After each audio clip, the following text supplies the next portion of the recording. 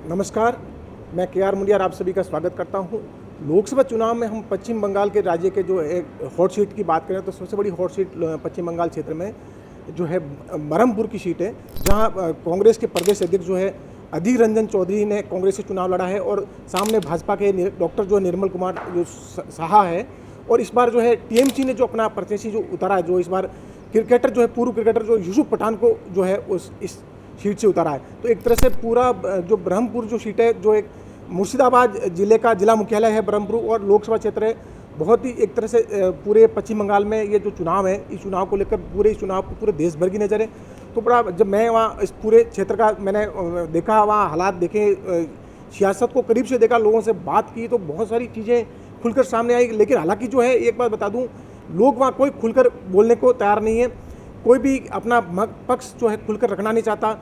वहाँ माहौल जो प्रचार में टीएमसी का जो प्रचार है वहाँ ज़्यादा दिखा, झंडे बैनर ज़्यादा दिखा। हालांकि जो है लोकल जो लोगों की जो एक तरह से कहा जाए तो अधीर रंजन चौधरी के प्रति ज़्यादा खासा जुड़ाव है। लेकिन जो है लोग जो है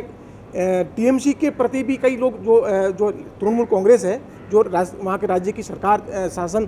तृणमूल कांग्रेस का है, ममता बनर्जी वहाँ मुख्यमंत्री है पश्चिम बंगाल में। तो एक तरह से जो तृणमूल कांग्रेस के सामने जो है अधीर रंजन चौधरी की बड़ी चुनौती है वहाँ पश्चिम बंगाल में। तो यन कैन प्रकरण इस बार जो टीएमसी का मकसद पूरा है, किसी तरह अधीर रंजन चौधरी को एक तरह से मात दी जाए, तो इस बार उसकी घेराबंदी उसी तरह से की गई है। और जब वहाँ मैं कई लोगों से बात की तो वो एक तरह से घेराबंदी और जिस तरह माहौल जो वहाँ का दिखा, वो इसी तरह का दिखा कि पूरी तरह से पूरी ताकत टीएमसी ने वहाँ लगा रखी है, किसी तरह अधीर रंजन चौधरी को घेर के उनको मात दी जाए। लेकिन जब लोगों से बात की,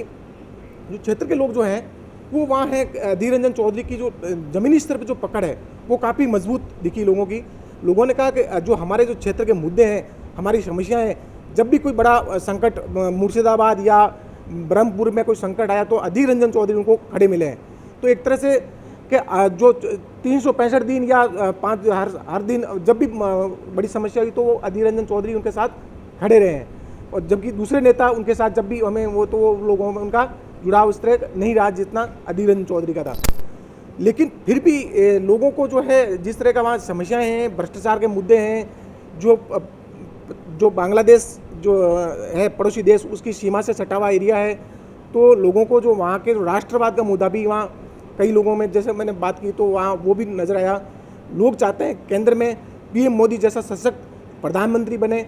उनको इस तरह लोगों को वो भी भावनाएं कई लोगों ने अपनी राय रखी। बड़ा मुद्दा जो है वहाँ डेवलपमेंट को लेकर ऐसा ज़्यादा नहीं है, वो एक तरह से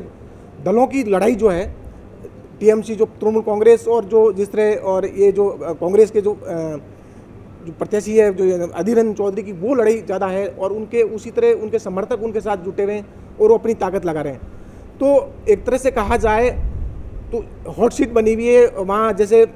आसपास के क्षेत्रों में जैसे पीएम मोदी के दौरे हुए, सब चुनावी सभा हुई, उसी तरह जो है ममता बनर्जी जो है तृणमूल की तरफ से उन्होंने अपना जो है ब्रह्मपुर मुर्शिदाबाद में कई चुनावी सभा की और ख़ास फोकस करते हुए उस पर तरह से रण को जीतने के लिए ताकत लगाई। दूसरा मैंने वहाँ एक चीज़ ये भी देखी, लोग जो खुलकर जैसे टीएमसी के लिए नहीं बोलते हैं, लोगों ने जो जगह जगह कई दुकान या बाज़ार में झंडे ज़्यादा जैसे टीएमसी के लगे हुए हैं, वहाँ उनसे पूछा तो उन्होंने कई लोगों ने कहा आप झंडे की तरफ मत देखिए,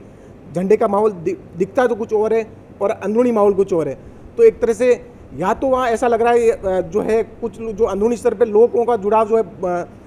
अधीर रंजन चौधरी के साथ है, वो लोग उनको निकाल सकते हैं, या फिर या वहाँ भाजपा भी अपनी एक तरह से जो निर्मल कुमार साहा है जो डॉक्टर है पेशे से, और वो कई जो लोगों का गरीबों का फ्री में इलाज करते रहे, उनकी एक पहचान रही है। तो साफ छवि के जो प्रत्याशी है भाजपा ने निर्मल कुमार साहा को उतारा है। जब पोलिंग हुई और पोलिंग के बाद जिस तरह वहाँ देखा गया और पोलिंग भी अच्छी हुई, अच्छे परसेंटेज में लोगों ने वहाँ बढ़ चढ़ कर मतदान में हिस्सा लिया,